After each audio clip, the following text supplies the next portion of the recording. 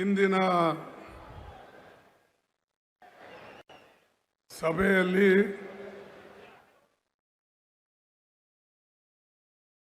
ಉಪಸ್ಥಿತರಿರ್ತಕ್ಕಂಥ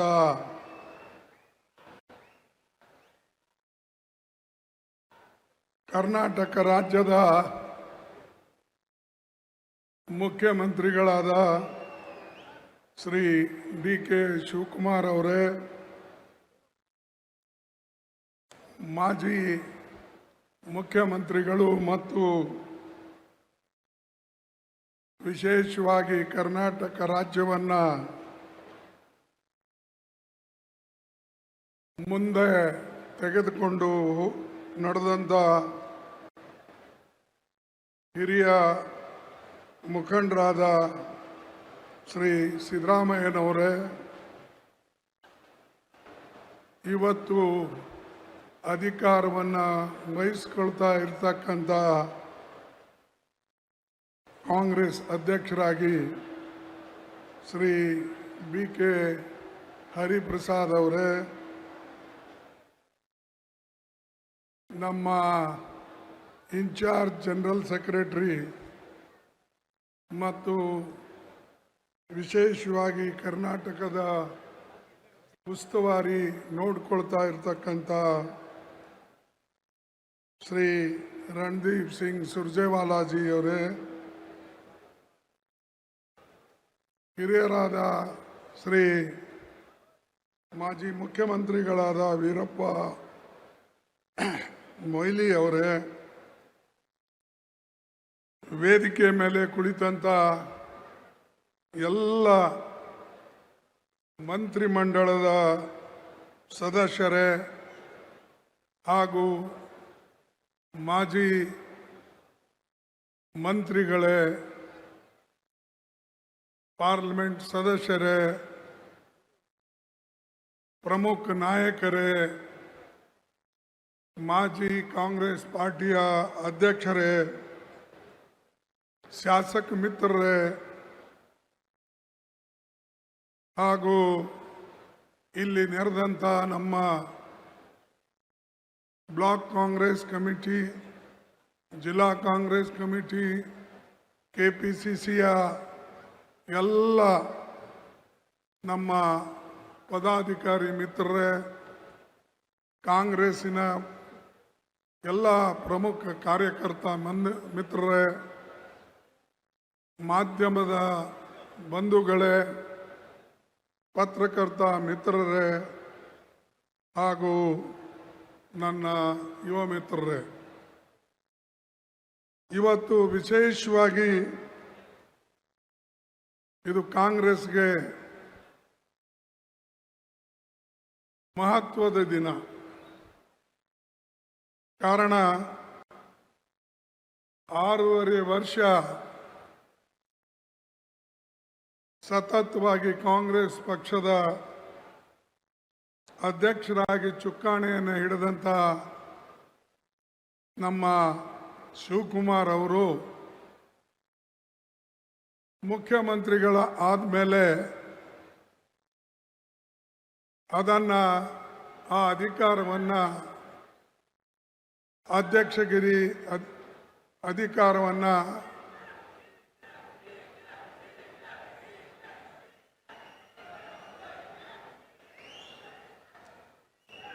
ಆಯ್ತಾ, ಇದಿಷ್ಟು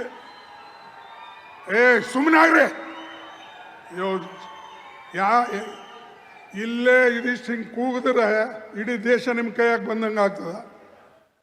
useless fellows.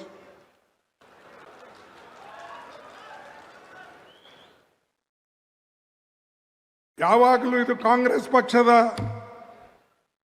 ಇದು ಮೀಟಿಂಗ್, ಇದರಲ್ಲಿ ಯಾವ ಒಂದು ವ್ಯಕ್ತಿ ಮತ್ತು ಮೀಟಿಂಗ್ ಅಲ್ಲ, ಎಲ್ಲರೂ ಸೇರಿ ಪಕ್ಷಕ್ಕೆ ಒಂದುಗೂಡಿಸ್ತಕ್ಕಂಥ ಫಂಕ್ಷನ್ಸ್ ಇದು. ಯಾರೇ ಒಬ್ಬರು ಒಂದು ಹೇಳೋದು, ಇನ್ನೊಬ್ಬರು ಒಂದು ಕೂಗೋದು, ಬಾಕಿ ಅವ್ರು ಅದಕ್ಕೆ ಬಂದಾರ, ಕಸ ಗೂಡ್ಸಕ್ಕೆ ಬಂದಾರ.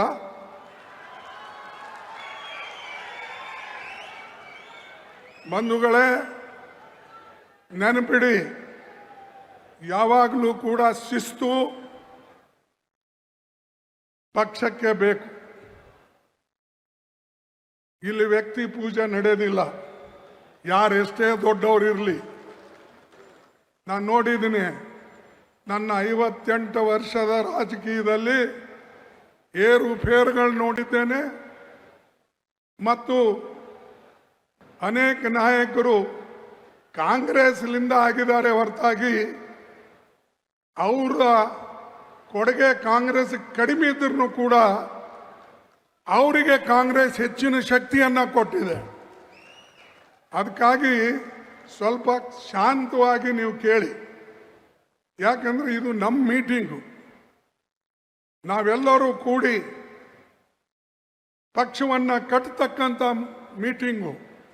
ಅದಕ್ಕೆ ದಯವಿಟ್ಟು ಯಾರು ಮಧ್ಯದಲ್ಲಿ ಕೂಗಕ್ಕೆ ಹೋಗಬೇಡಿ. ಯಾರೇ ನೀವು ಕೂಗಿದ್ರೂ ಕೂಡ ಆ ಫುಟೇಜ್ ಇರ್ತದೆ, ನಾನು ಡಿಸಿಪ್ಲಿನರಿ ಆಕ್ಷನ್ ತಗೊಳ್ತೀನಿ. ಬಂಧುಗಳೇ, ಇವತ್ತು ಇದು ಬಹಳ ಅತ್ಯಂತ ಮಹತ್ವದ ಸಭೆ. ಇದಕ್ಕೆ ಶಿವಕುಮಾರ್ ಅವರು ಸಾಕಷ್ಟು ಸೇವೆಯನ್ನು ಸಲ್ಲಿಸಿ ಪಕ್ಷ ಕಟ್ಟಿ, ವಿಶೇಷವಾಗಿ ಬೀದರಿಂದ ಮೈಸೂರುವರೆಗೆ, ಬೆಳಗಾವಿಯಿಂದ ಕೋಲಾರವರೆಗೆ ಅಡ್ಡಾಡಿ ಎಲ್ಲರನ್ನ ಒಗ್ಗೂಡಿಸಿ ತೆಗೆದುಕೊಂಡು ಹೋಗಿ ಪಕ್ಷಕ್ಕೆ ಒಂದು ಶಕ್ತಿ ತುಂಬತಕ್ಕಂಥ ಕೆಲಸ ಅವರು ಮಾಡಿದ್ರು.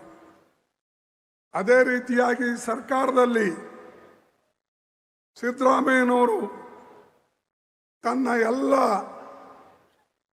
ಕಾರ್ಯಕ್ರಮಗಳು ಕಾಂಗ್ರೆಸ್ದವರು ನಾವೇನು ಹೇಳಿದ್ದೇವೆ, ಏನು ಗ್ಯಾರಂಟಿ ಕೊಟ್ಟಿದ್ದೇವೆ, ಆ ಗ್ಯಾರಂಟಿಗಳು ಸಮರ್ಪಕವಾಗಿ ಇಬ್ಬರೂ ಸೇರಿ ನೆರವೇರಿಸಿದ್ದಕ್ಕಾಗಿ ನಮ್ಮ ಸರ್ಕಾರ ಅಧಿಕಾರಕ್ಕೆ ಪುನಃ ಬಂತು. ಮುಂದೂ ಕೂಡ ಇದೇ ರೀತಿಯಾಗಿ ನಾವು ಮಾಡಿದ್ರೆ ಪುನಃ ನಮ್ಮ ಸರ್ಕಾರ ಬರ್ತದೆ ಅನ್ನತಕ್ಕಂಥ ಮಾತನ್ನು ನಿಮ್ಗೆ ಹೇಳಕ್ಕೆ ಇಚ್ಛೆ ಪಡ್ತಾ ಇದ್ದೇನೆ. ಎರಡನೇದಾಗಿ, ಇವತ್ತು ನಮ್ಮ ಮುಂದೆ ಅನೇಕ ದೊಡ್ಡ ದೊಡ್ಡ ಪ್ರಶ್ನೆಗಳಿವೆ. ವಿಶೇಷವಾಗಿ ಇವತ್ತು ಬೆಲೆ ಏರಿಕೆ, ಇನ್ಫ್ಲೇಷನ್ ಇಡೀ ದೇಶದಲ್ಲಿ ಬೆಲೆ ಏರ್ತಾನೆ ಇವೆ. ಪ್ರತಿಯೊಂದು ಅವಶ್ಯ ವಸ್ತುಗಳ ಬೆಲೆಗಳು, ಮಕ್ಕಳಿಗೆ ಬೇಕಾದ ಪಠ್ಯಪುಸ್ತಕಗಳು, ಗ್ಯಾಸು, ಡೀಸೆಲು, ಪೆಟ್ರೋಲು, ಎಲ್ಲದರ ಬೆಲೆ ಇವತ್ತು ಮೋದಿ ಸರ್ಕಾರ ಏರಿಸ್ತಾನೆ ಇದೆ. ನಾವು ಈ ಬೆಲೆ ಏರಿಕೆ ವಿರುದ್ಧ ಹೋರಾಟವನ್ನು ಮಾಡ್ತಕ್ಕಂಥದ್ದು ಹೊಣೆ ನಮ್ಮ DK ಹರಿಪ್ರಸಾದ್ ಅವ್ರ ಮೇಲೆ ಇವತ್ತು ಇದೆ. ಅವರು ಈ ಪಕ್ಷಕ್ಕೆ ಎಲ್ಲರನ್ನ ತೆಗೆದುಕೊಂಡು ಹೋಗಿ, BK ಹರಿಪ್ರಸಾದ್ ಅವರು ಹೊಸಬರೇನಲ್ಲ, ಅವರು ಸಾಮಾನ್ಯ ಒಂದು ಕಾರ್ಯಕರ್ತನಿಂದ ಇವತ್ತು KPCC ಅಧ್ಯಕ್ಷ ಸ್ಥಾನಕ್ಕೆ ಬಂದಿದ್ದಾರೆ. ಅನೇಕ ಜನರಲ್ ಸೆಕ್ರೆಟರಿ, ಜಾಯಿಂಟ್ ಸೆಕ್ರೆಟರಿ ಆಗಿ ದೇಶದಲ್ಲಿ ಎಲ್ಲ ರಾಜ್ಯದಲ್ಲೂ ಕೂಡ ಅಡ್ಡಾಡಿ ಕೆಲಸ ಮಾಡಿದ್ದಾರೆ. ಅದಕ್ಕಾಗಿ ಈ ಸಲ ನಾವು ಕಾಂಗ್ರೆಸ್ ಕಾರ್ಯಕರ್ತರನ್ನ, ಕಾಂಗ್ರೆಸ್ ನಾಯಕತ್ವವನ್ನು ಯಾರು ಪಕ್ಷವನ್ನ ಕೆಳಗಿಂದ ಕಟ್ಕೊಂಡು ಬಂದಿದ್ದಾರೋ, ಯಾರು ನೋಡಿದಾರೋ, ಯಾರು ಕಾಂಗ್ರೆಸ್ ಕಾರ್ಯಕರ್ತರನ್ನ ಗುರುತಿಸ್ತಾರೋ ಯಾರು ವಿಶೇಷವಾಗಿ ಪಕ್ಷದ ತತ್ವಗಳನ್ನು ತನ್ನ ಜೀವನದಲ್ಲಿ ಅಳವಡಿಸಿಕೊಂಡು ಅನುಷ್ಠಾನಕ್ಕೆ ತರ್ತಾರೋ ಅಂಥ ವ್ಯಕ್ತಿ ಕೈಯಲ್ಲೇ ಕೊಡಬೇಕು ಅಂತ ಹೇಳಿ ಇವತ್ತು BK ಹರಿಪ್ರಸಾದ್ ಅವ್ರ ಕೈಯಲ್ಲಿ ನಾವು ಕೊಟ್ಟಿದ್ದೇವೆ. ಇದು ಒಂದು ವರ್ಗಕ್ಕೆ ಸೀಮಿತ ಇಲ್ಲ, ಇದು ಕಾರ್ಯಕರ್ತರಿಂದ ಹೊರ ಹೊಮ್ಮುತ್ತ ಒಬ್ಬ ನಾಯಕ, ಅವನಿಗೆ ಈ ಕೆಲಸವನ್ನು ವಹಿಸಿದ್ದೇವೆ. ಅದರ ಜೊತೆಯಲ್ಲೇ ಯುವಕರು ಮುಖ್ಯಮಂತ್ರಿಗಳಿದ್ದಾರೆ. ಯುವಕರೇನಿಲ್ಲ, ಈಗ ಅವ ಮುತ್ತೆ ಆಗ್ಬಿಟ್ಟಾನ, ಯಾಕಂದ್ರೆ ಅವನಿಗೂ ಮೊಮ್ಮಗಳ, ಅದಕ್ಕೆ ನಾವು ಯುವಕರಂತ ಹೇಳಂಗಿಲ್ಲ.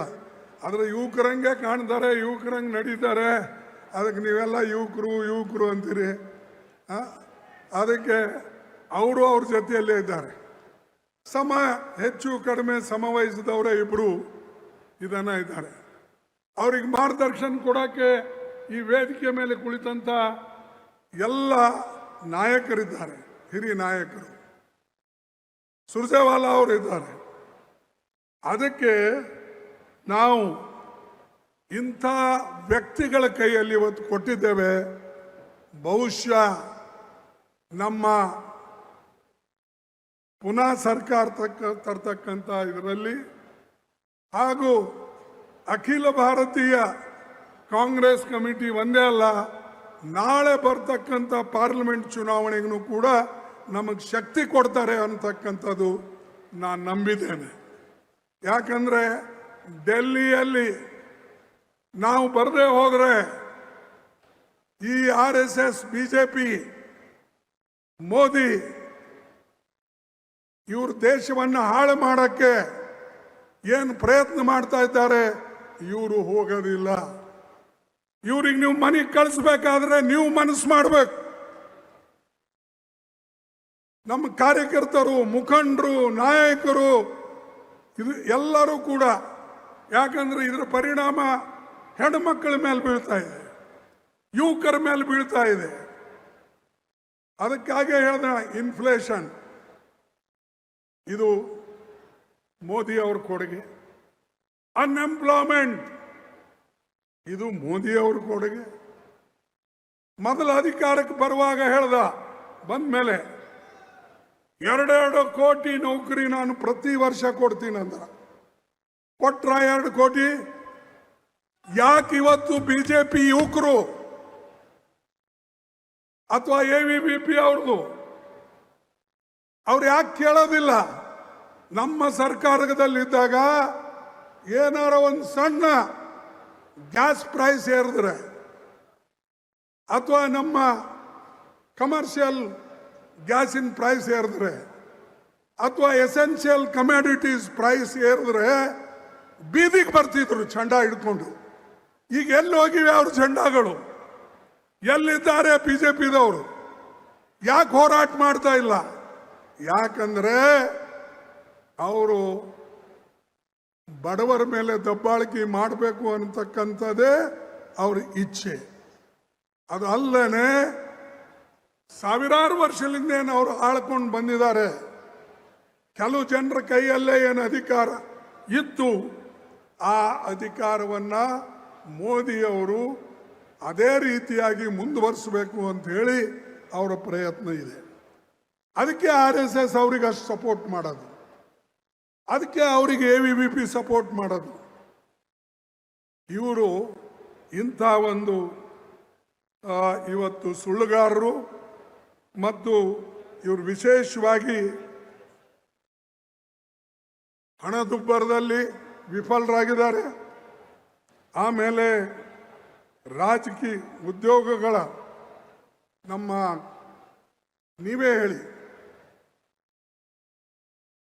ನೆಹರೂಜಿ ಅವ್ರ ಕಾಲದಲ್ಲಿ ದೊಡ್ಡ ದೊಡ್ಡ ಕಾರ್ಖಾನೆಗಳು ಕಟ್ಟಿ ಲಕ್ಷಾಂತರ ಜನರಿಗೆ ನೌಕರಿ ಕೊಟ್ಟರು, ಎಂಪ್ಲಾಯ್ಮೆಂಟ್ ಕೊಟ್ಟರು. ನಮ್ಮ ಬೆಂಗಳೂರದಲ್ಲೇ ನೋಡಿ, ಮೊದಲ HAL ಇತ್ತು, HMT ಈಗೂ ಇದೆ, BEL PHEL ಇಂಥವೆಲ್ಲ ಇತ್ತು. ಲಕ್ಷಾಂತರ ಜನ ನೌಕರಿ ಮಾಡ್ತಾ ಇದ್ದಾರೆ. ಅದು ನೆಹರೂಜಿ ಅವ್ರ ಕಡೆಯಿಂದ.